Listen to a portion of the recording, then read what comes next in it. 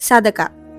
జనాలొచ్చేసి ఒక రూపాయో, రూ. 10 మహా అయితే 1000, 2000, 3000 అన్‌లిమిటెడ్‌గా వాళ్ళ ఎంత స్తోమత కలిగితే అంత పేదలకి దానం చేస్తారనమాట మనీ. అది ఒక్క టైప్ ఆఫ్ సదకానేనా?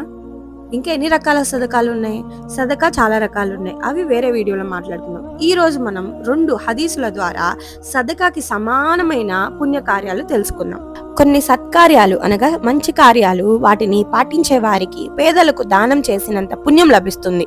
వాటిలో అతి ముఖ్యమైనవి 2 తెలుసుకుందాం. ఎవరికైనా ఉత్తమ రీతిలో అప్పు ఇవ్వడం. ఇదేంట్రా అప్పు అంటుంది? సో కంగారు పడకండి, హదీస్తో తెలుసుకుందాం. అబ్దుల్లా బిన్ మసూద్ రదియల్లాహు అన్హు గారు ఉల్లేఖించారు. ప్రవక్త ముహమ్మద్ సల్లల్లాహు అలైహి వసల్లం గారు ఇలా తెలియజేశారు.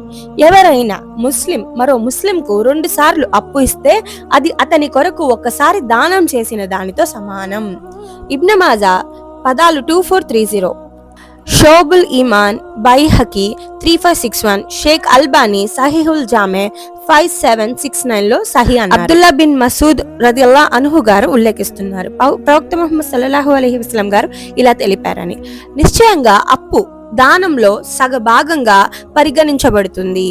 అహ్మద్ అల్ ఫత్ హుర్బానీ 5/83, షేక్ అల్బానీ సహీహుల్ జామీ 1640లో సహీ అన్నారు.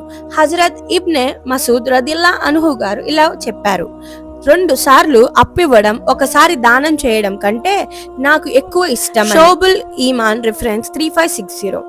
అప్పు చెల్లించడం కష్టంగా ఉన్నవారికి వ్యవధి ఇవ్వడం. ప్రవక్త ముహమ్మద్ సల్లల్లాహు అలైహి వసల్లం గారు తెలిపారని బురైదా అస్లిమి రదియల్లాహు అన్హు గారు ఉల్లేఖించారు. ఎవరు ఇబ్బందిలో ఉన్న వారికి అప్పు చెల్లించే సమయం వచ్చే వరకు వ్యవధిస్తాడో అతనికి ప్రతిరోజు అప్పుకు సమానంగా దానం చేసిన పుణ్యం లభిస్తుంది. చెల్లించే సమయం వచ్చాక అతను ఇవ్వలేని పరిస్థితిలో ఇంకా వ్యవధి ఇస్తే ప్రతిరోజు అప్పుకు 2 దానం చేసినంత పుణ్యం లభిస్తుంది. ఇబ్న్ మాజా 2418, షేక్ అల్బానీ సహీహుల్ జామీ 6108లో సహీ అన్నారు.